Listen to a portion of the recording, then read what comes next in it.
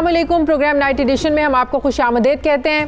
नाजरीन, पीडीएम की आला तरीन क़यादत का इजलास इस्लामाबाद में जारी है। इजलास के दौरान पीडीएम की क़यादत बिलावल भुट्टो ज़रदारी की तहरीक अदम एतमाद की तजवीज़ के साथ साथ लॉन्ग मार्च और इस्तीफ़ों के ऑप्शंस पर गौर कर रही है। ज़राए के मुताबिक इजलास के दौरान पीडीएम की क़यादत ने हुकूमत के ख़िलाफ़ लॉन्ग मार्च करने का फ़ैसला किया है। इस लॉन्ग मार्च को अब महंगाई मार्च का नाम दिया जाएगा। अब ये मार्च होगा कब?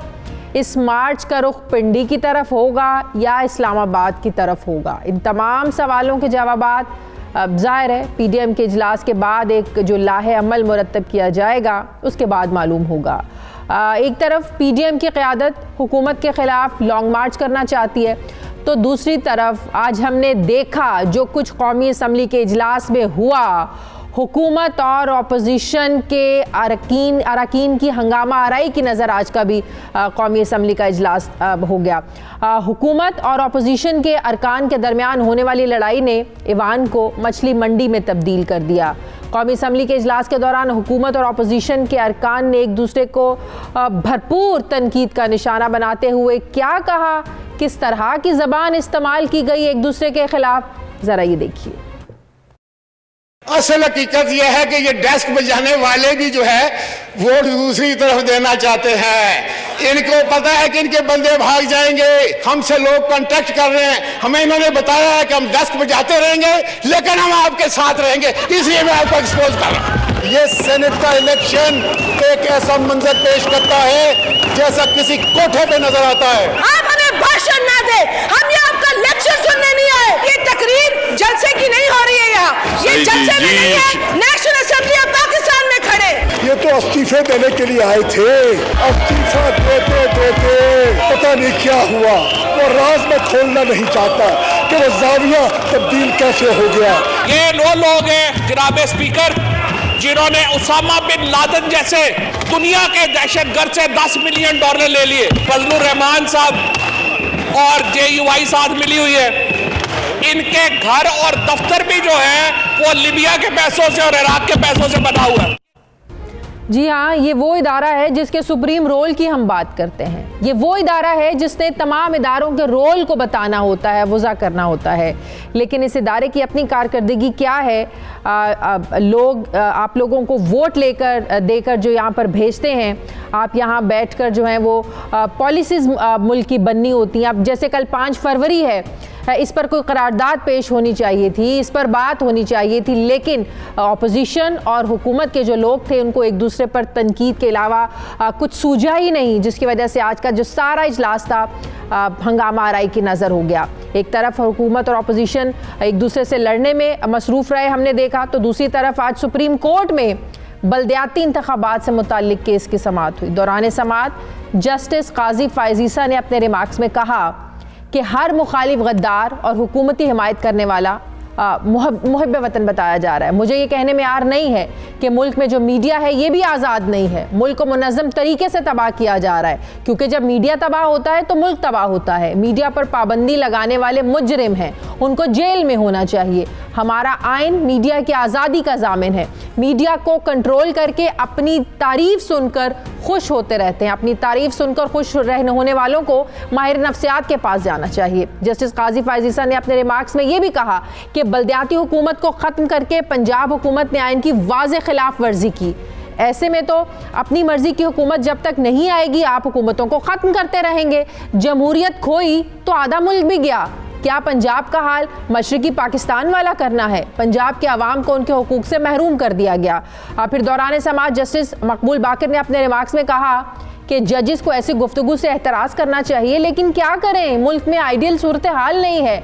कब तक खामोश रहें? खुद को ना सुधारा तो वक्त निकल जाएगा। लोग बद्दुआएं दे रहे हैं। अब सवाल ये है कि क्या ऑपोजिशन का लॉन्ग मार्च, जिसको अब ऑपोजिशन पीडीएम जो है वो महंगाई मार्च का नाम देने जा रही है, ये कामयाब होगा? सवाल ये भी अहम है कि हुकूमत की जो 26वीं तरमीम है जो बिल पार्लियामेंट में पेश किया है, क्या हुकूमत ये 26वीं तरमीम पार्लियामेंट से मंजूर करवाने में कामयाब हो पाएगी? सवाल ये भी अहम है कि इस मुल्क में मीडिया की आज़ादी से आखिर खौफज़दा है कौन? इसी पर मैं बात करूँगी। मुझे ज्वाइन किया है पाकिस्तान तहरीक इंसाफ के रहनुमा हैं फ़ारूक हबीब साहब। अस्सलाम वालेकुम, बहुत बहुत शुक्रिया फ़ारूक हबीब साहब आपका। फ़ारूक हबीब साहब, पार्लियामेंट का इजलास हुआ, वही देखा हम लोगों ने, एक दूसरे पर लान तान, एक दूसरे पर तनकीद, गालम गलोच, इसके अलावा कोई हमने हेल्दी डिबेट नहीं देखी। जब से हम देख रहे हैं पार्लियामेंट का इजलास शुरू हुआ है, आईनी बिल पेश किया गया कल भी, यही हम लोगों ने माहौल कल भी देखा, आज उससे बढ़ गया, आज तो हाथापाई हंगामा आराई तक नौबत आ गई। बात यह है, ये वो इदारा है जिसको हम सुप्रीम इदारा कहते हैं, ये वो इदारा है जिसने तमाम इदारों के रोल को वज़ा करना होता है, लेकिन अरकान पार्लियामेंट जो हैं ये खुद ही इस इदारे की कारकर्दगी पर सवाल उठा रहे हैं। ये कैसा माहौल हो गया है पार्लियामेंट का? देखें, बात यह है कि शाजिया, जो समझने की जरूरत है, देखें पार्लियामान में लोगों ने मुंतखब करके भेजा है कानून साजी करने के हवाले से, लेकिन बदकिस्मती से चूंकि अपोजिशन जो है पहले इक्तदार में थी, अब वो इक्तदार में नहीं है, वो चाहते हैं ना खेलेंगे ना खेलने देंगे। देखें, आप करोड़ों रुपया एक दिन के इजलास के ऊपर पार्लियामेंट के खर्च होता है, जहां पर कौम के मफाद के हवाले से, कानून की साजी के हवाले से, यकीनन अवाम के टैक्स का पैसा है, कानून साजी के हवाले से बात होनी चाहिए। वहां पर आप देखें कि किस किस्म के वो लोग जो सीनियर सियासतदान है वो वहां पर जाकर स्पीकर के ऊपर हमला करते हैं, कागजात को जो उनको मिलते हैं, किस तरीके से जो दस्तूर के तरीके कैसे ये तो अपोजिशन ने खुद अपना मजाक बनाया हुआ है। देखें, हमारे साथ एक बात तय होती है बिजनेस एडवाइजरी काउंसिल में कि एक तरफ से ट्रेजरी बेंचेस से बात होगी, एक तरफ ऑपोजिशन से बात होगी, हेल्दी डिबेट करें। लेकिन हमने क्या देखा आज? हमने क्या देखा? सुन ले, फिर हमने आज क्या देखा? जब ये चीज डिसाइड होती है कि एक तरफ से स्पीच जो है वो ऑपोजिशन बेंचेस से होगी, एक तरफ हुकूमती बेंचेस से होगी, फिर हमने आज ये देखा कि वजीर खारजा शाह महमूद कुरैशी साहब बात करते हैं, वो कहते हैं मेरे बाद फवाद चौधरी बात करेंगे, फवाद चौधरी बात करते हैं, फिर कहते हैं कि आप असद उमर साहब बात करेंगे। भाई, ये काम तो स्पीकर का है, उन्होंने कहना है, उन्होंने डिसाइड करना है। आप गुजारिश नहीं समझी। देखें, बात यह है, आप तस्वीर का एक रुख पेश कर रही हैं, दूसरा रुख मैं आपके सामने रखे देता हूं। जब ये चीज तय होती है, कल से ये डिबेट शुरू है, लेकिन कल से ही जो अपोजिशन है वो इस बात के ऊपर इमादा ही नहीं थी। आप देखें कि कल जब एहसन इकबाल साहब ने तकरीर की, उसके बाद मुराद सईद का नाम लिया, उन्होंने उठ के उनको जवाब दिया, लेकिन उस वक्त भी इन्होंने हंगामा बर्पा किया। आज भी जब ये तयशुदा था कि एक तरफ से इधर से तकरीर होगी, जब अपोजिशन तकरीर करती हम खामोशी से सुन रहे हैं, आप दिखा सकती हैं, लेकिन कल इन्होंने जब खुद अपनी तयशुदा माहिदे को, रूल्स को ब्रेक किया, तो फिर हम भी जो हैं वो इनकी ये बातें सुनने को तो नहीं आए हुए। फिर बात ये है कि अगर ये उसको रोंदेंगे अपने पांव तले, तो ये फिर इस तरह ब्लैकमेल करके तो पार्लियामान के एजेंडे को ड्राइव नहीं कर सकेंगे। पार्लियामान का एक एजेंडा होता है, जो तयशुदा एजेंडा होता है, उसके मुताबिक आज का एजेंडा क्या था? उसकी एजेंडा क्या था? आप देखें, आज का एजेंडा जो है, जो आईनी तरमीम पेश की गई है, 26वीं तरमीम, वो था जिसको मिसाके जमहूरियत में खुद ये कहते रहे ओपन एंड ट्रेसेबल बैलेट होगा। आप इस बात को मद्देनजर रखें कि 23 शिक नंबर 23 में वादे लिखा हुआ है इन्होंने। फिर एहसन इकबाल साहब के बयान देख लें, नवाज शरीफ के देख लें, ये तमाम ओपन एंड ट्रेसेबल बैलेट की हमायत करते रहे हैं। आज इनको क्या हो गया कि जब इंतखाबात आ रहे हैं, और आज इनके पास वो सुनहरी मौका था कि इनके मौकफ को तकलीफ, अगर ये ऑपोजिशन कहती है कि हुकूमत ने कभी भी ऑपोजिशन को एतमाद में नहीं लिया, करोड़ों रुपया चलता है, अरबों रुपया चलता है, वो रुक जाता, तो उसके ऊपर क्या? देखें बात ये है शाजिया, जो ये बार बार एतमाद की बात करते हैं, उस एतमाद का मतलब है कि एनआरओ करो, इनके साथ डील करो। ये तमाम कौमी मफाद की चीजों को ये अपने जाती मफाद के साथ नथी करते हैं, ये इनकी हकीकत है। आपने फैटफ के अंदर वो देख चुकी हैं, वो 34 नुकाती एनआरओ की शिकें, वो हम नहीं लेकर आए थे, वो इन्हीं के फारूक चिनाइक लेकर आए थे, पीएमएलएन लेकर आई थी। ये है इनकी हकीकत, इसको खुदारा जो है वो समझने की जरूरत है। आज भी ये बुरी तरह एक्सपोज हुए हैं। इन्होंने एक बेहतरीन मौका था, जिस मौके के तहत ये अपने मौक़िफ़ को मजबूत कर सकते थे। इस पार्लियामान को जिम्मेदारी से चलाना हुकूमत का ज्यादा फर्ज है, आप लोगों को ज्यादा जिम्मेदारी निभानी चाहिए। लेकिन हम देखते हैं कि जिस तरीके से एक दूसरे पर जुमले कसे जाते हैं, जुमलेबाजी की जाती है, एक दूसरे पर गालम गलोच वाला माहौल बन जाता है। आप लोगों की ज्यादा जिम्मेदारी है, आप लोग हुकूमत में हैं, माहौल को ठीक रखना आप लोगों का काम है। देखें, बात यह है कि हम चाहते हैं कि पार्लियामान का इजलास जो है वो एक प्रोडक्टिव और एक मुस्बत बहस हो, लेकिन आप ये भी तो देखें ना, जो अपोजिशन डे 1 से आप जिन्होंने वजीर आजम को जिस दिन वो इलेक्ट हुए हैं, इलेक्ट होने की पहली तकरीर उन्होंने वजीर आजम को नहीं करने दी। आप अंदाजा करें देखिए, कल 5 फरवरी है ना, सुन लें, कल 5 फरवरी है ना। एक मिनट, मैं आ रहा हूं, उस तरफ भी आ रहा हूं। आप देखें कि ये इनका एक मुसलसल रवैया है। ये हमेशा बाइकआउट करते रहे अपने प्रोडक्शन ऑर्डर्स के लिए, ये बाइकआउट करते रहे ब्लैकमेलिंग के लिए, ये बाइकआउट करते रहे शहबाज शरीफ को चेयरमैन अकाउंट्स कमेटी बनाने के लिए, पब्लिक अकाउंट्स कमेटी बनाने के लिए। उसके बाद वो खुद रिजाइन देके चले गए। आप अंदाजा करें ना, इनकी तमाम तर जितनी हिकमत अमली होती है वो इनकी जात के। देखिए, कल 5 फरवरी है, हुकूमत को एजेंडे में रखना नहीं चाहिए था। एक मुश्तरका मैसेज जाता हुकूमत और ऑपोजिशन की तरफ से। देखें बात ये है, जहां तक रहा कश्मीर के इशू के हवाले से मामला, तो कश्मीर के ऊपर तो मैं समझता हूं कोई दो राय है ही नहीं है। और कल तो वजीर आजम इमरान खान साहब खुद आजाद कश्मीर जा रहे हैं, कोटली में जा रहे हैं, वहां पर लाखों लोगों के साथ पार्लियामेंट में इस माहौल को दिखाकर क्या मैसेज दे रहे हैं? यकजहती करेंगे। देखिए, पार्लियामान में तो मैं समझता हूं कि ये ट्रेजरी की भी उतनी जिम्मेदारी है, उतनी ही ऑपोजिशन बेंचेस की जिम्मेदारी है। और आप देखें कि ऑपोजिशन भी एक बड़ी तादाद के अंदर मौजूद है। और जब वो ये रवैया इख्तियार करेंगे, पार्लियामान के अंदर सीटियां बजाएंगे, पार्लियामान के लोग जो है, स्पीकर जो है कस्टोडियन ऑफ द हाउस होता है, मुंतखब शुदा होता है, इसी पार्लियामान के लोगों से वोट लेकर आता है, उस पर हमला कर दें, इससे बड़ी और क्या बात होगी? उसके ऊपर बजाय इनको माजरत करने के ऊपर ये फिर भड़के लगा रहे थे, वहां पर माहौल को मजीद खराब कर रहे थे। और देखें, बात के ऊपर जो है कोशिश करते हैं कि पार्लियामान का निजाम आगे ना चले, तो ये फिर किस मुंह से अवामी मफाद की बात करते हैं?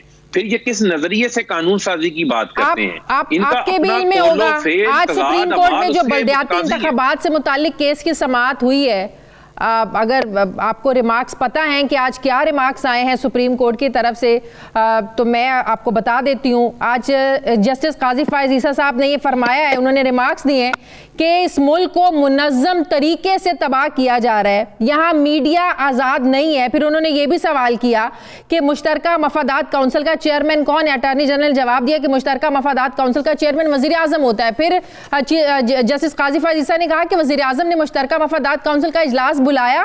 फिर जवाब मिला कि वज़ीर आज़म ने इजलास बुलाया था लेकिन किसी वजह से हो नहीं सका। फिर बलदियाती इदारे जो पंजाब के तहलील हुए, ये भी आईनी, गैर कानूनी तौर पर किया गया। मतलब कि हर तरफ से सिर्फ ऑपोजिशन तनकीद नहीं कर रहे हैं, आम आवाम आप लोगों की तरफ से जो महंगाई की गई है उससे तंग है। सुप्रीम कोर्ट की तरफ से जो रिमार्क्स आ रहे हैं वो आप लोगों के सामने हैं। फिर नैब की कारकर्दगी पर भी सुप्रीम कोर्ट के जो रिमार्क्स हैं वो भी सबके सामने हैं। मीडिया कितना आज़ाद है ये भी आज सुप्रीम कोर्ट ने बता दिया। तो कहीं ना कहीं आप लोगों को भी तो देखना होगा कि गलती हो कहाँ रही है। देखें, बात यह है कि जो आप अदालत के हवाले से, रिमार्क्स के हवाले से एक मौजूद जज साहब की तरफ से जो आए हैं उनकी बात कर रही हैं, वो उनके अपने रिमार्क्स हैं, अगर वो देते हैं। और चूंकि मामला जो है वो अदालतों के मामलात के ऊपर हमें बात करने की उस अंदाज से इजाज़त नहीं है, क्योंकि ये उनके रिमार्क्स हैं। कोई फैसला होता तो फैसले के ऊपर बात हो सकती है, उसके मेरिट्स और डीमेरिट्स के ऊपर। अगर उस तरीके से हमें बात करने की आज़ादी हो तो फिर उसके लिए बेशुमार दलीलें हैं जो मैं आपके सामने रख सकता हूँ। जहां तक रही बात मीडिया की आज़ादी, वो एक सिचुएशन को, हालात को ऑब्जर्व करके दिए जाते हैं ना। नहीं, देखें, चले देखें, वो तो ऑब्जर्वेशन तो अपनी होती है ना, इसके जो है वो इजाजत देता है। बात ये है, जहां तक आप बात कर रही हैं मीडिया की आज़ादी के हवाले से, देखें, मीडिया की आज़ादी के हवाले से जितनी जिद्दोजहद हमने की है किसी ने नहीं की। आज मीडिया के इदारों के ऊपर किसी किस्म की कोई पाबंदी नहीं है। दूसरी बात यह है कि जितने मीडिया की जो ड्यूज थे, जितना इस मीडिया ने आपका साथ दिया, जितना इस मीडिया ने इस हुकूमत का साथ दिया, उतना ही मीडिया इस हुकूमत के दौर में तंग भी हुआ, ये भी माने। नहीं, लोग बेरोजगार हुए। ये नहीं है मीडिया। देखें, बात ये है, हम नहीं चाहते अवाम का जो टैक्स का पैसा है, अब 70 अरब के 40 अरब के इश्तिहारात हम नहीं दे सकते। दूसरी बात यह है कि जितने बकाया जाते वो हमने अदा कर दिए। अब अगर अभी भी किसी मीडिया वर्कर के कोई ड्यूज बकाया है वो हमें दें, हम वो वापस आप समझते हैं हमारे यहाँ मीडिया आजाद है। जहां तक रही बात आजादी के हवाले से, देखें, आजादी उस वक्त सलब होती है जब आपकी जबान जो है वो बंद की जाए या आपको कोई एजेंडा दिया जाए। आज आप टीवी शो कर रही हैं, आप मेरे से तमाम तर सवालात पूछ रही हैं, मैं आपको तमाम तर सवालात के जवाब भी दे रहा हूँ, आप सख्त से सख्त सवालात भी पूछ रही हैं, आपको तो कोई एजेंडा नहीं दिया गया। मैं ये समझता हूँ कि हालात को एक पैराए में नहीं देखना, हमें हालात को इस तरीके से देखना है कि ये तमाम तर पाकिस्तान की जमहूरियत हो, चाहे मीडिया की आज़ादी हो, ये एक इर्तकाई प्रोसेस से गुजर रही है शाजिया। यहाँ पर तो ये होता था कि अखबारात की कॉपियां पकड़ के जला दी जाती थी, दफातरों के ऊपर हमले कराए जाते थे, वो वक्त भूल गए हैं। वहां पर टेलीफोन कॉलों के ऊपर जो है वो लाइव प्रेस कॉन्फ्रेंसें बंद करवा दी जाती थी। आज वो हालात नहीं है, आज वो अंधेर नगरी नहीं है। लेकिन मैं ये समझता हूं कि हम फिर भी उसके ऊपर जो मीडिया की आजादी के हवाले से हम जो भी काम कर सकते हैं, जो इकदामात ले सकते हैं, वो हम ले सकते हैं। इसी मीडिया के हवाले से सेनेट ऑफ पाकिस्तान में बिल आया था, उस पर भी आप पूछें कि उसकी अपोजिशन ने क्यों मुखालफत की, जिसके ऊपर तमाम मीडिया वॉकआउट करके चला गया। वो हमारा लाया हुआ बिल तो नहीं था ना, वो आपके साथियों के लिए, हर दौर में होती रही है, फलाह के लिए लाया गया। सेंसरशिप हर दौर में होती रही है, नून लीग में भी होती रही है पैमरा के जरिए, फिर पीपल्स पार्टी के दौर में भी होती रही है, जनरल मुशर्रफ के दौर में भी होती रही है। हर दौर में मीडिया को दबाने की कोशिश की जाती रही है।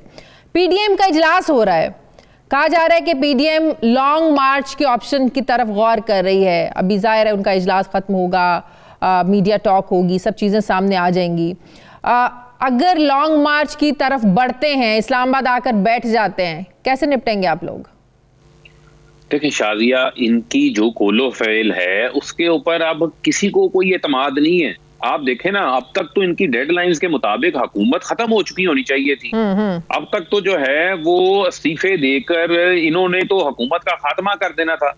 आज ये ज़िमनी इंतखाबात का भी हिस्सा बन रहे हैं, आज ये सेनेट का भी बन रहे हैं, आगे बल्दियाती इलेक्शन का भी शेड्यूल आ गया 20 जुलाई का, वो भी सुप्रीम कोर्ट के अंदर जमा हो गया है। तो मुझे बताएं काहे की इनकी तहरीक है? ये तहरीक सिर्फ जाती मफाद और एनआरओ के लिए है। आप देखें ना, इनको अदम एतमाद की बात करते हैं, अदम एतमाद के ऊपर तो इनको खुद कोई एतमाद नहीं है। आज मुझे बताएं ना, इतना लंबा इजलास क्यों चल रहा है? क्योंकि चोरों की यूनियन में खुद इतफाक नहीं है। आप देखें, हो सके पता चले कि बाद में पता चले कि अंदर आपस में लड़ पड़े हैं, 2-4 के कपड़े फट गए हैं। जिस किस्म के इनके हालात हुए हैं, एक दूसरे के खिलाफ आस्तीनें चढ़ाई हुई हैं। मरियम अपने छोटे भाई बिलावल को कह रही हैं कि मुझे नंबर दिखाओ, फिर मैं तुम्हारी बात के ऊपर एतमाद करूंगी, वरना मुझे अदम एतमाद की तहरीक के ऊपर ये एतमाद नहीं है। पार्टी तो वजीर आला पंजाब, वहां भी तहरीक अदम एतमाद की बात कर रही है, वजीर आजम की तहरीक अदम एतमाद की बात कर रही है, स्पीकर की तहरीक अदम एतमाद की बात कर रही है। वो तो तजावीज़ दे रहे हैं, लेकिन इस्तीफों के ऑप्शन की तरफ जाना चाहते हैं मौलाना साहब, और लॉन्ग मार्च की तरफ जाना चाहते हैं नून लीग। बहरहाल फैसला हो जाएगा। देखें, ये तो मिक्स 4 पार्टियां हैं ना, तो फिर इस किस्म की बातें आपके सामने आएंगी ना। बहुत बहुत शुक्रिया। एजेंडा तो कोई एक नहीं है। बिल्कुल सही, बहुत बहुत। मेरे साथ फरूक हबीब तहरीक इंसाफ के रहनुमा मेरे साथ थे। मुझे प्रोग्राम में एक ब्रेक लेनी, वापस आते एक छोटे से वक्त के बाद।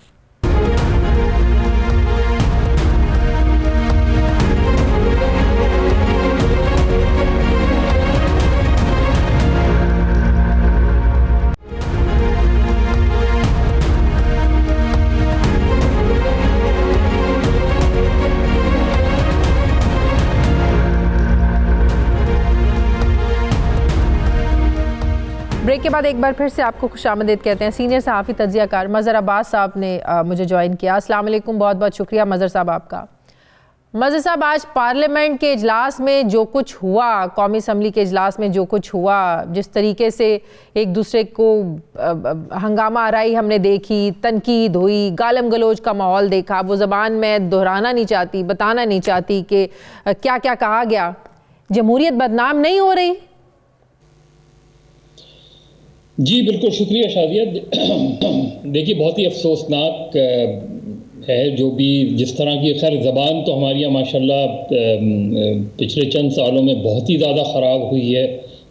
जो सियासतदानों ने एक दूसरे पे जिस तरह की ज़बान इस्तेमाल की है, जिस तरह के रिमार्क्स इस्तेमाल करने लगे हैं, वो इससे पहले हमने माजी में देखा है, लेकिन उस तरीके से नहीं देखा जिस तरीके से अब एक मुसलसल, और कोई भी पार्टी अपने लोगों को रोकती नहीं है। सबसे जो इसका अफसोसनाक पहलू है वो ये है कि वो अलाउ करते हैं, बल्कि खुश होते हैं अगर उनके जो अगर अरकान हैं वो ज़्यादा बढ़ चढ़ के ज़्यादा बदतमीज़ी करें, ज़्यादा ख़राब ज़बान इस्तेमाल करें, तो उनकी ज़्यादा तारीफ़ की जाती है।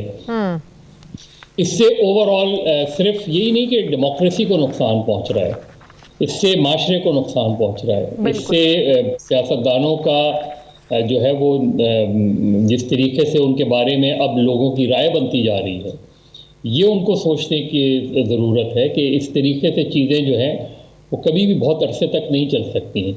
तो मेरा ख्याल है कि अगर अभी भी हमने नहीं सीखा तो फिर जाहिर है जिस तरीके से क्या अपोजिशन का रवैया ठीक है? जो आईनी तरमीमी बिल पेश किया गया दोहरी शहरियत के हवाले से, इलेक्शन लड़ने के हवाले से, फिर senate election show off hand के जरिए करवाने से, क्या ये रवैया दुरुस्त है? टीवी टॉक शोज में आकर बात करते हैं साफ शफाफ इंतखाबात की, और जब उस आईनी तरमीम की बात आती है, कवानीन को बदलने की बात आती है, तो फिर हमें ये रवैया देखने में मिलता है। देखिए, एक तो ये चीज़ है, दूसरे ये कि क्या आईनी तरमीम इस तरह पेश की जाती है? क्या इस तरीके से आप चंद हफ्ते पहले आईनी तरमीम लाके इतनी पहली चीज़ ये कि इतनी जल्दी क्या थी, दूसरी बात ये कि इतनी ताखीर से क्यों लेकर आए? अगर वाकई तहरीक इंसाफ की गवर्नमेंट साफ और शफाफ इलेक्शंस करवाना चाहती थी, हाँ। तो उनके पास तो एक तजुर्बा था कि 2013 के इलेक्शन में जब उनके 20 अरकान ने जो है इस तरह 2017 में ज़मीर बेचे, 2017 में सॉरी बेचे थे, तो उसके फौरन बाद तहरीक इंसाफ को ये अमेंडमेंट लानी चाहिए थी। तो आपका मतलब है उन्होंने लेट कर दिया, तासुर ये जा रहा है कि इन्हें खौफ है कि दोबारा ऐसा ना हो जाए, तो ये शो ऑफ हैंड के जरिए करवाना चाहते हैं। देखिए, तो तासुर यही है कि आपको उस वक्त ख्याल करना चाहिए था। फिर जब चेयरमैन सेनेट के खिलाफ वोट ऑफ नो कॉन्फिडेंस में जो कुछ हुआ, उसके बाद ऑपोजिशन को भी सोचना चाहिए था कि ये चीज़ दुरुस्त है। तो दोनों तरफ से लगता यही है कि दोनों तरफ से सिर्फ पॉइंट स्कोरिंग वाला सिलसिला रहा, वरना अभी भी जब ये इन्होंने मूव करने का सोचा था तहरीक इंसाफ की गवर्नमेंट में, तो सेनेट की एक मिसाल हमारे सामने है कि चेयरमैन जो सेनेट ऑफ द होल है, उसने वो सारी रिकमेंडेशंस बनाई हैं जिसमें ओपन बैलेट की हिमायत की गई और यूनानिमसली। लेकिन उसमें फर्क इस आपको भी याद होगा चौधरी सरवर जब 2017 में सेनेटर जब मुंतखब हुए तो बड़ा एक सरप्राइज था, आपको भी पता है नून लीग की हुकूमत थी, तो ये तो बेनिफिशरी रहे हैं, तो इनके तो ज्यादा हक में जाती है ये बात। तो इसके बावजूद अगर ये ओपन बैलेट से करना चाह रहे हैं, देखिए जी शादिया, चीज़ ये कि तरीक़ेकार इनकी, देखिए इनको अगर मुझे पता हो कि ये अमेंडमेंट पिट जाएगी, तो पहली चीज़ ये कि मुझे माहौल ऐसा बनाना चाहिए। दूसरी बात ये कि इतनी जल्दी, फर्ज करें इस सेनेट के इलेक्शन में वही हो जो पहले होता रहा है, तो उसके बाद गवर्नमेंट तो नहीं ख़त्म हो जाएगी, उसके बाद बैठ जाएं, क्योंकि ये तो आपने सिर्फ एक इलेक्शन के लिए तो नहीं बनानी तरमीम। बिल्कुल। अब इसके अंदर जो शाहिद खाकान अब्बासी साहब ने पॉइंट रेज किया वो भी अहम है कि जी सेनेटर्स के इलेक्शन के लिए तो ओपन बैलेट, लेकिन चेयरमैन सेनेट के लिए फिर सीक्रेट बैलेट क्यों? तो वहाँ तजाद नहीं है कि वहाँ क्यों, वहाँ शफाफियत आप नहीं चाह रहे क्या? बिल्कुल, मेरा ख्याल है तो ये तो फिर बैठ के मुज़ाकरात के जरिए ऑपोजिशन अपने कंसर्न्स हुकूमत को बताए, हुकूमत अपने कंसर्न्स ऑपोजिशन को बताए। ये तो जब तक बैठकर बात नहीं होगी तो ये मसाइल हल नहीं होंगे। शादिया, ऑलरेडी जो रज़ा रब्बानी साहब ने ये अभी वो सुप्रीम कोर्ट में भी इसी वजह से गए हैं, यही कि चेयरमैन वो सेनेट ऑफ द होल जो थी जिसमें सारी जमातें मौजूद हैं, उन्होंने जो मुत्तफ़िक़ा इसी हवाले से, यानी कोई और चीज़ नहीं है, वो एग्जैक्टली यही चीज़ है, लेकिन उसमें सिर्फ फ़र्क ये कि उसमें मुतनासिब नुमाइंदगी का ख्याल रखा गया है कि प्रायोरिटी नंबर 1 प्रायोरिटी, तो उसको क्यों नहीं अडॉप्ट किया गवर्नमेंट ने? बिल्कुल उसको क्यों नहीं माना? आज राजा परवेज अशरफ ने कहा ये जो डेस्क बजा रहे हैं ये एक्चुअली वोट हम ही देना चाहते हैं, डेस्क इस खौफ से बजा रहे हैं कि जाहिर है पता ना चल जाए।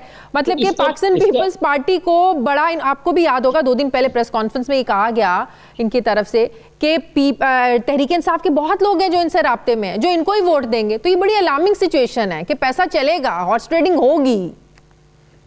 देखिए वो तो अगर आप ओपन करेंगे उसमें कम हो जाएगा किसी हद तक, लेकिन चलेगा। लेकिन असल चीज़ ये है कि क्या अमेंडमेंट लाने में कोई सिंसेरिटी लाहक थी? अगर थी तो इसको बहुत पहले लाना चाहिए था। और अभी भी आप सिर्फ एक सेनेट के इलेक्शंस को क्यों आप मिसाल बना रहे हैं, क्यों सामने रख रहे हैं? आप अभी भी एक कमेटी बना दें जो दोनों तरफ के पॉइंट ऑफ व्यू रखे, उसमें देखे कि क्या चीज़ें। और मैं तो कह रहा हूँ कि वो मिसाल, मैंने तो वो रिकमेंडेशंस देखी हैं जो सेनेट ऑफ द होल की थी, तो मुझे तो उससे बेहतर चीज़ नज़र नहीं आती कि क्यों नहीं उसको अडॉप्ट किया जाता, क्यों नहीं उस तरीक़ेकार को अडॉप्ट किया जाता। बिल्कुल सही। इसका मतलब ये कि सिर्फ पॉइंट स्कोरिंग करनी है तो ठीक है, वो चल रहा है, एक दूसरे पे इल्ज़ाम लगा रहे हैं। वो कहेंगे, तहरीक इंसाफ वाले कहेंगे कि देखिए ये लोग ये करना चाहते थे, वो कहेंगे कि जी इन्होंने जल्दबाजी में की, इनकी ये नियत ही नहीं थी। इसी तरह चीज खराब होती जाएगी। सेनेट के इलेक्शन में हम देखेंगे जो हम माजी में देखते हैं, माजी में देखते हैं। बिल्कुल सही। आज जस्टिस काजी फाइज ईसा ने मज़हर अब्बास साहब जो बल्दियाती इंतखाबात से मुताल्लिक केस की समाअत के दौरान जो रिमार्क्स दिए कि मुल्क में मीडिया आज़ाद नहीं, एक तो मीडिया पर उन्होंने इस पर क्वेश्चन उठाया कि मीडिया आज़ाद नहीं है। अदालत में कुछ सहाफ़ी मौजूद थे, उन्होंने कहा कि अगर कोई इत्तफाक करता है कि मीडिया आज़ाद है तो आप लोग हाथ खड़े करें। किसी ने हाथ खड़ा नहीं किया। फिर उन्होंने कहा मुल्क को मुनज़्ज़म तरीके से तबाह किया जा रहा है। तो इन रिमार्क्स से आपको लगता है कि वाकई मुल्क में यही पिक्चर है जो आज दिखाई गई अदालत में? मीडिया तो आज़ाद नहीं है। जो जिन चीज़ों पे जिन चीज़ों को वो समझते हैं जाने दें, वो जाने देते हैं। जिन चीज़ों को वो समझते हैं नहीं जाना चाहिए, वो रोक लेते हैं। और सिर्फ रोकते ही नहीं है, जिस तरह के पिछले 2-2.5 सालों में, सिर्फ इसी गवर्नमेंट में नहीं, पिछली गवर्नमेंट में भी जिस तरह की रेगुलेशंस के नाम पे रिस्ट्रिक्शंस लगाने की कोशिश की जा रही है, जिस तरीके से सोशल मीडिया एक्टिविस्ट और जर्नलिस्टों को उठाया जाता है, लापता किया जाता है, तो ये एक आज़ाद मीडिया का तो तस्वुर नहीं है। और उनमें से किसी की प्रॉपर इंक्वायरी नहीं होती, किसी को पकड़ा नहीं जाता, किसी को सजा नहीं दी जाती। तो एक खौफ में मीडिया काम कर रहा है। दूसरी बात, बल्दियाती इलेक्शन मुझे बताएं कि पंजाब में एक इलेक्टेड लोकल बॉडीज गवर्नमेंट को आपने 1.5-2 साल पहले फारिग कर दिया, उसकी कोई जस्टिफिकेशन नहीं थी। फिर उसके बाद आपने पिछले 1-1.5 साल से जो है वो इसी तरीके से चला रहे हैं, इलेक्शन नहीं करा रहे। ये इलेक्शन सुप्रीम कोर्ट में जाना ही नहीं चाहिए, मर्दमशुमारी नहीं जानी चाहिए, चली जाती है क्योंकि हम अपनी जिम्मेदारी नहीं पूरी करते। बल्दियाती इलेक्शन गवर्नमेंट का काम है, प्रोविंशियल गवर्नमेंट का काम है, नहीं करती, वो काम भी सुप्रीम कोर्ट करे। तो हर काम सुप्रीम कोर्ट के सुपुर्द करके मेरा ख्याल है ये क्रिमिनल नेग्लिजेंस है गवर्नमेंट्स की, प्रोविंशियल गवर्नमेंट्स की भी और फेडरल गवर्नमेंट की भी। मर्दमशुमारी का मसला, CCI की मीटिंग बारहा हमेशा जो है वो पोस्टपोन कर दी जाती है। भाई तय करें जो भी आपने करना है, कॉन्स्टिट्यूशनल ऑब्लिगेशन है कि हर आपको क्वार्टरली ये बुलानी पड़ेगी। CCI की मीटिंग नहीं बुलाई जाती, अभी भी थी। इस पर भी सवाल हुआ कि मुश्तरका मफादात काउंसिल का इजलास बुलाया, अटॉर्नी जनरल जवाब दिया बुलाना था, किसी वजह से बुला नहीं सके।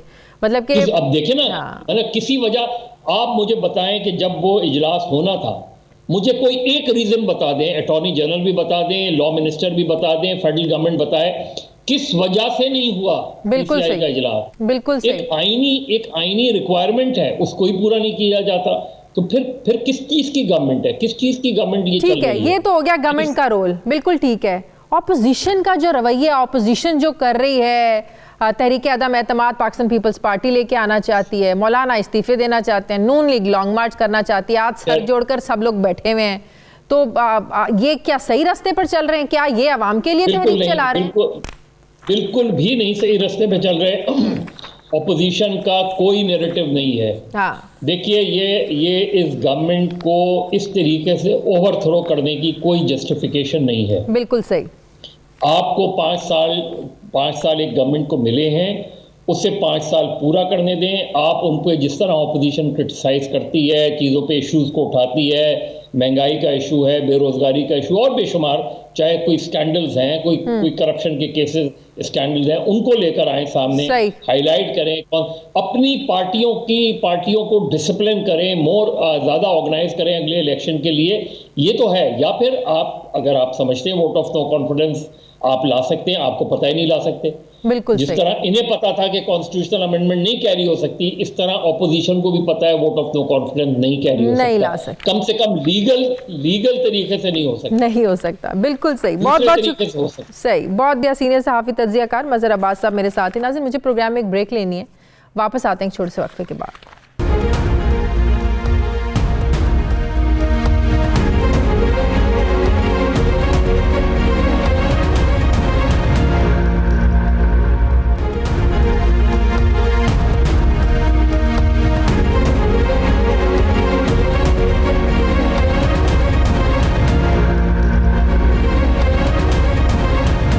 ब्रेक के बाद एक बार फिर से आपको खुशामदीद कहते हैं। नाज़रीन, सेनेट इंतखाबात से पहले पंजाब में जो नाराज़ लीगी अरकान हैं उनके वोट की अहमियत बहुत बढ़ गई है।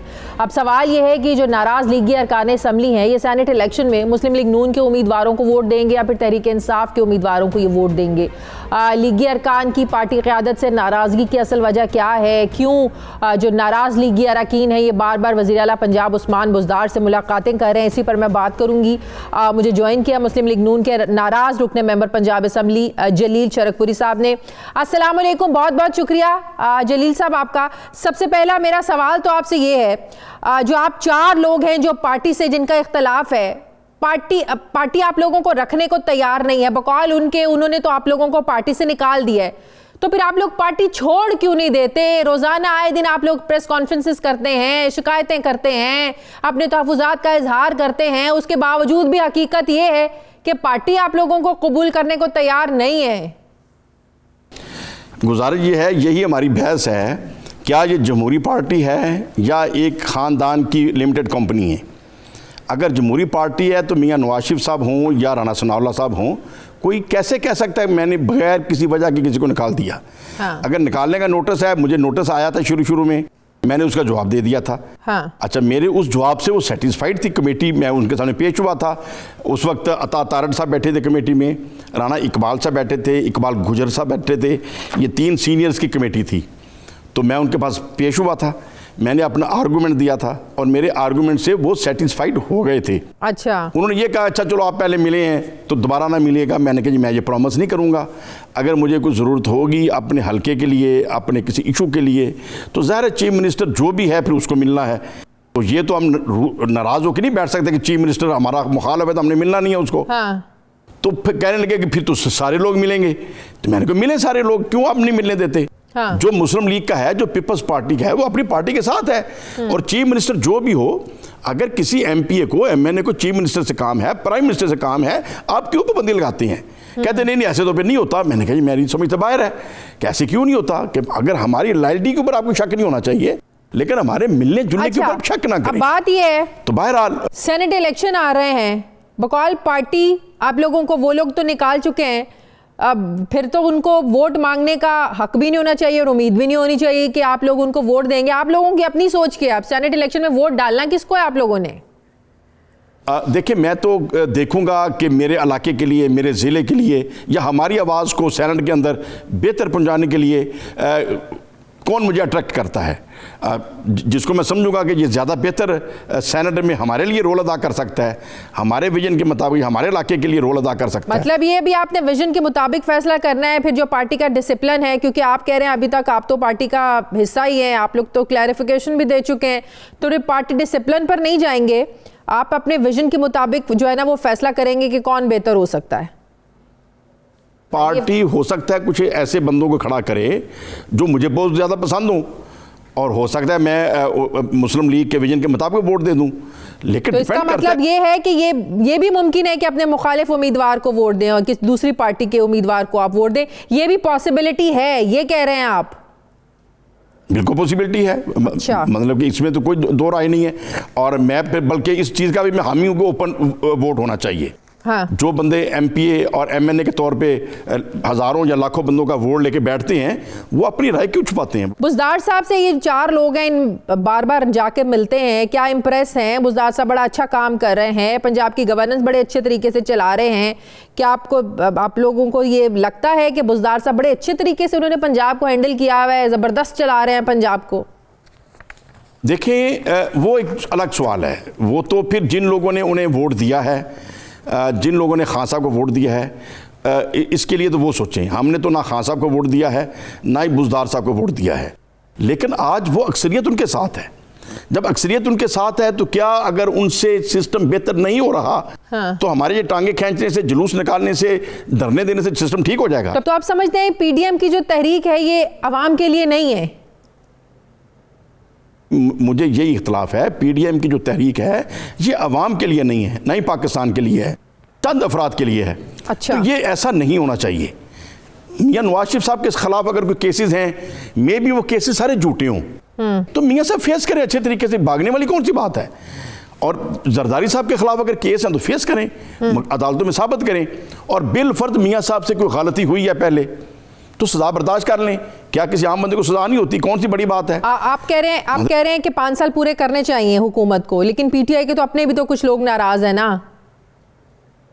वोट को इज्जत दो का नारा हमारा नारा है, जबकि मेरा तो 2002 से यही नारा है कि जिसको अक्सरियत मिल जाए उसको वोट देना चाहिए, और मियां नवाज शरीफ साहब जानते हैं। अच्छा। मियां नवाज शरीफ साहब ने खुद ये नारा अभी लगाया चंद साल पहले। मैंने 2002 से ये नारा लगाया था कि उस वक्त भी जब हमने वोट दिया मियां नवाज शरीफ साहब के हुक्म के ऊपर मौलाना फजल रहमान साहब को, लेकिन जमाली साहब प्राइम मिनिस्टर बन गए, तो मैंने जद्दे जाके मियां साहब को हाथ जोड़ के कहा, मियां साहब आज जमाली साहब प्राइम मिनिस्टर ऑफ पाकिस्तान है, हमने नहीं वोट दिया, वो बन गए हैं, तो अभी उन्हें चलने दिया जाए, वो काम करे अपने विजन के मुताबिक। कह रहे हैं कि इस हुकूमत को चलने देना चाहिए, ये तहरीक भी अवाम के लिए नहीं चला रही है पीडीएम। बहुत बहुत शुक्रिया मुस्लिम लीग नून के नाराज रुकने असम्बली जलील चरकपुरी साहब मेरे साथ थे। मुझे प्रोग्राम में एक ब्रेक लेनी है, वापस आते हैं एक छोटे से वक्फे के बाद।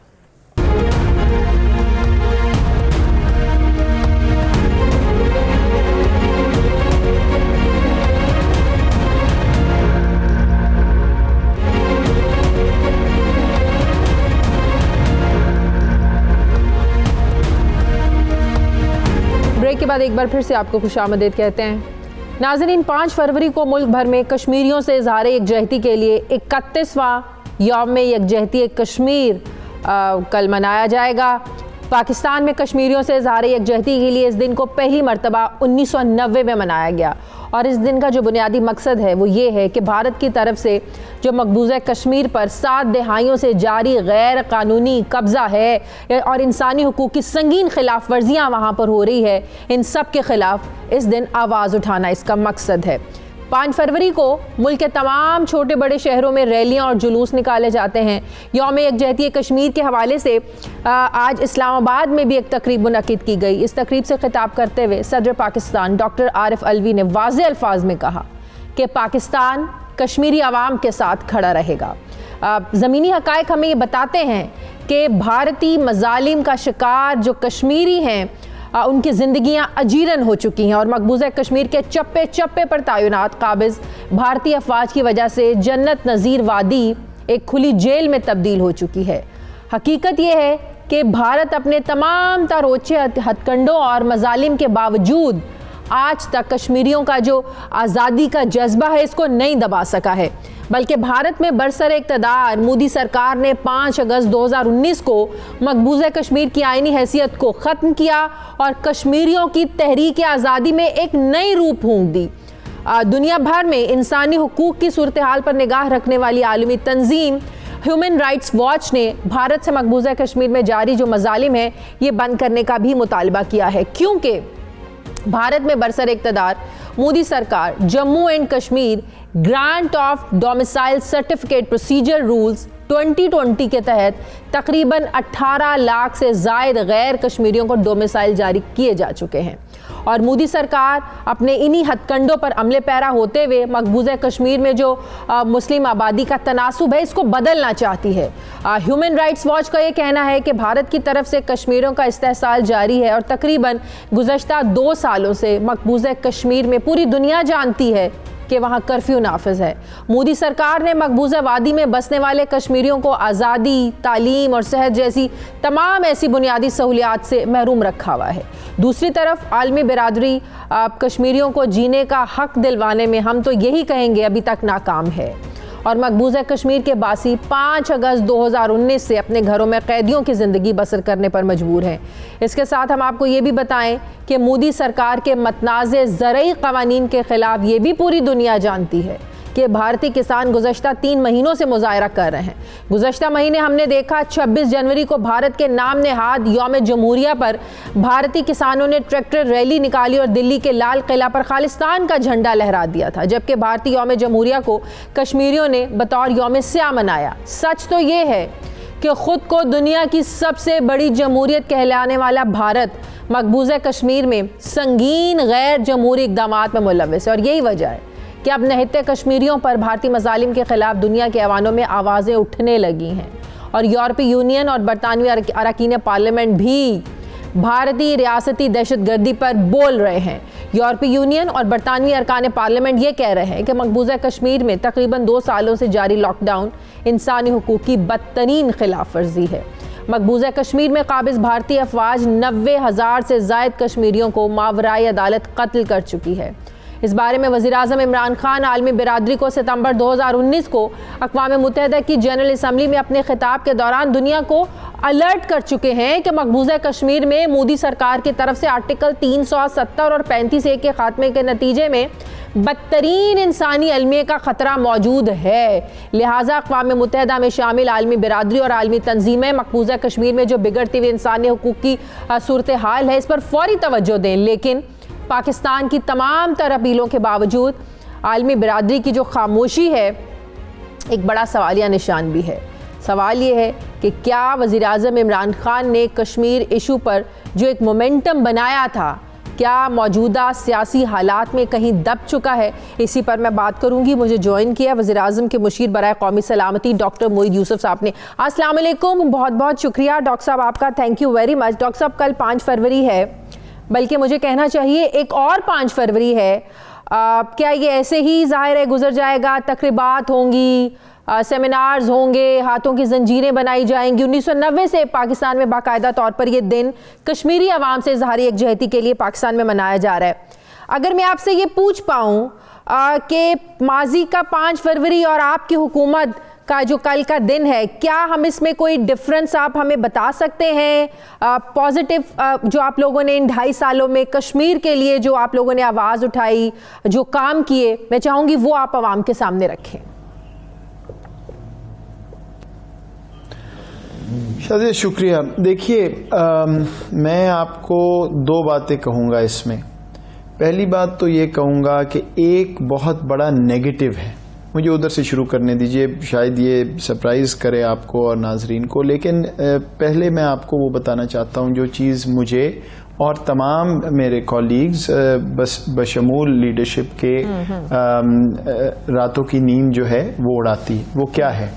वो ये है कि हर दिन जो गुजरता है जिसमें कश्मीर के मसले का हल नहीं निकलता, वो कश्मीरियों के लिए एक और अजाब का दिन है। बिल्कुल। क्यों? क्योंकि हिंदुस्तान की बर्बरियत वहाँ पे मौजूद है। इलीगल ऑक्यूपेशन तो एक कहना ही है, लेकिन बर्बरियत जो ओपन जेल वाला मामला है, जो मिलिट्री सीज है। सो मैं आपको हल्फिया ये कहता हूँ कि मैं आपको जवाब दे सकता हूँ कि जी हमने बहुत ही कमाल कर दिया और सब। पहली चीज़ मैं आपको ये कहता हूँ कि तमाम पाकिस्तान को 5 फरवरी को ये याद रखना चाहिए कि ये सिर्फ एक टेरिटरी का इशू नहीं है। जाहिरी बात है कि हमारी टेरिटरी पे उन्होंने कब्जा किया हुआ, उस पर तो कोई दो राय नहीं है, लेकिन उन कश्मीरियों का ज़रूर सोचिए, दिल से सोचिए जो इस अजियत से गुजर रहे हैं। सिर्फ 5 अगस्त 2019 से नहीं, 1947 से। सो पहले तो मैं आपको ये कह दूं। इसके बाद जहां बात आती है कि क्या, देखिए एक तब्दीली तो है, इसमें कोई सियासी पहलू नहीं मेरी बात में कभी होता। कश्मीर डिसअपेयर हो गया था ग्लोबल एजेंडा से। आप उठा के देख लें, यूएन का रिकॉर्ड देख लें, UN security council, general assembly, human rights commission, Kashmir non existent था। तो ये तो आपको बात मानना होगी कि 2.5 साल में, और इसको पर्सनली वज़ीर-ए-आज़म ने ओवरसी किया है, Kashmir is back on the agenda. हम पूरा एनालिसिस करते हैं, चीज़ों को देखते हैं, जितनी सरजरिश हिंदुस्तान की कश्मीर की ह्यूमन राइट्स पे हुई है पिछले 1.5 साल में, बहुत सालों से ये बात नहीं हुई थी। ये बात दुरुस्त है कि उन्होंने खुद ऐसे इकदाम उठाए, गलतियां की, अहमकाना हरकतें की, लेकिन ये सारा अपने खुद ही नहीं हो जाता। आप जानती हैं कि दुनिया का मगरबी दुनिया कि आप लोगों के ही दौरे हुकूमत में मोदी सरकार में इतनी जरूरत हुई कि आर्टिकल 370 और 35A का खात्मा करेंगे। ऑपोजिशन आप लोगों पर एक बड़ी तनकीद करती है। अगर मैं आपसे पूछ पाऊँ सियासी और सिफारती लिहाज से हमारी नाकामियां क्या रही हैं मसला कश्मीर को लेकर, तो क्या जवाब होगा आपका? देखिए, पहली बात कि उन्होंने इस वक्त किया उस वक्त, एक आइडियोलॉजी, एक सोच वहां पे आई है। क्या हिटलर ये सोचता था कि आज चेकोस्लोवाकिया में या पोलैंड में या फलां मुल्क में कौन सी हुकूमत है, फिर मैं सोचता हूं ये करूंगा कि नहीं? ये तो एक आइडियोलॉजी, ये तो मतलब वो जिस तरह की हरकतें कर रहे हैं उनको तो कब रुकेंगे, कैसे रुकेंगे, यही तो दुनिया को बार बार बात करते हैं। देखिए, अगर इससे पहले उन्होंने नहीं किया तो फिर मेरी तो एक ही कंक्लूजन हो सकती है कि शायद कोई ऐसा फैसला हो कि चलो भाई कश्मीर एजेंडा से हट जाएगा दुनिया के, तो आप कुछ ना करें। तो ये मैं तो ये कहूंगा कि अगर उनको ये बात चुभ रही है कि पाकिस्तान खड़े होकर बार बार बात कर रहा है, तो वेरी गुड। हमारा तो गोल ये है कि दुनिया को ये बात समझ आए कि ये खित्ते के अमन को खराब कर रहे हैं। हिंदुस्तान में तो जो कर रहे हैं सो कर रहे हैं। मकबूजा कश्मीर हिंदुस्तान का हिस्सा नहीं है, मेरी टेरिटरी को कैप्चर किया हुआ है और आप कहते हैं कि हिंदुस्तान का हिस्सा है, ये बात। लेकिन देखिए, दुनिया में एक तब्दीली नैरेटिव में आई है, हिंदुस्तान को वो फ्री पास नहीं मिल रहा, उनकी सरजरिश हो रही है। अब इससे आगे दुनिया को ये बावर कराना है कि आप एक्शन भी लें। उसमें लीगल रिकोर्स भी हम देख रहे हैं, डिप्लोमेटिक भी देख रहे हैं, क्योंकि इस मामले को यहां छोड़ना तो कोई ऑप्शन ही नहीं है। कश्मीर पे तो पाकिस्तान हमें बिल्कुल याद है मसला कश्मीर पर सलामती काउंसिल का तारीखी इजलास हुआ, अक़वाम मुत्तहिदा के जो सरबराह हैं उन्होंने इस मसले को उठाया, उन्होंने कहा भाई पाकिस्तान संजीदा है, भारत मुज़ाकरात के लिए आगे बढ़े। फिर हमने ये भी देखा कि जो अमरीकी सदर हैं बाइडन, उनकी जो इलेक्शन कैंपेन थी, जाहिर है आपको भी पता है कि उन्होंने कश्मीर के वहाँ पर जो मोदी सरकार की बर्बरियत है, इंसानी हुकूक की खिलाफ वर्जी, उस पर बड़ी आवाज़ उठाई। तो ये एक आवाज़ तो उठी है, इसमें कोई दो राय नहीं है, लेकिन सवाल ये है कि दुनिया इसमें वाकई कोई रोल प्ले कर सकती भी है या नहीं? देखिए, पहली बात, ये जो आप कह रही हैं आवाज़ उठी है, ये खुद ही से तो नहीं उठ गई। बस मैं इतनी बात करता हूँ इस पे। लेकिन जो आगे आप बात कर रही हैं, मैं नहीं आपको ये वसूख से कह सकता कि दुनिया वो चीज़ करेगी जो इंसाफ पे मबनी है, दुनिया वो एक्शन लेगी जो किसी भी मॉरल और एथिकल वैल्यू के मुताबिक दुनिया को लेना चाहिए। यही बैनुल अक़वामी सियासत है, यही अलमिया है, यही सितम ज़रीफ़ी है। लेकिन क्या इसका मतलब है कि हम अपने पॉइंट ऑफ व्यू से हट जाएं? नहीं। एक बड़ी तब्दीली ये भी है, शाजिया, मैं आपके प्रोग्राम पे पहले कह चुका हूं, अनअपोलोजेटिकली हम अपना पॉइंट ऑफ व्यू रखेंगे और इंतजार नहीं करेंगे, रिएक्शन नहीं शो करेंगे, प्रोएक्टिवली करेंगे, वो हम कर रहे हैं। तभी तो इतनी सरजरिश हो रही है। ये मैं मानता हूं कि इससे आगे हमने जाना है, ये तो हमारे लिए बिल्कुल काफी नहीं है। और मैंने शुरू में आपको कह दिया कि मैं कई दफा खुद ये सोचता हूं कि भाई हर वो दिन जब मैं दफ्तर आता हूं और कश्मीर का मसला आगे नहीं चलता तो ये मेरा फेलियर है। मैं तो खुद कह रहा हूं, बहैसियत पाकिस्तानी, बहैसियत ऑफिशियल वगैरह मैं बात नहीं कर रहा, ये हम सबको ये सोचना है और ये पुश करते रहना है। लेकिन मैं आपको ये भी बताऊं, अल्टीमेटली इस वक्त जो मकबूजा कश्मीर के सूरत हाल है और जहां हिंदुस्तान आके फंस गया है, इस दलदल जो उसने अपने लिए क्रिएट किया है, मैं उसके बावजूद कहता हूं कि पाकिस्तान अमन का कोशा है। बिल्कुल सही। बहुत बहुत शुक्रिया वज़ीर आज़म के मुशीर बरा कौमी सलामत डॉक्टर मोईद यूसुफ साहब हमारे साथ थे। नाज़रीन, हमारे प्रोग्राम का वक्त खत्म हो गया। प्रोग्राम के लिए आप हमें फीडबैक जरूर दीजिएगा। अपना ख्याल रखिएगा। मुझे इजाजत दीजिए। अल्लाह हाफिज।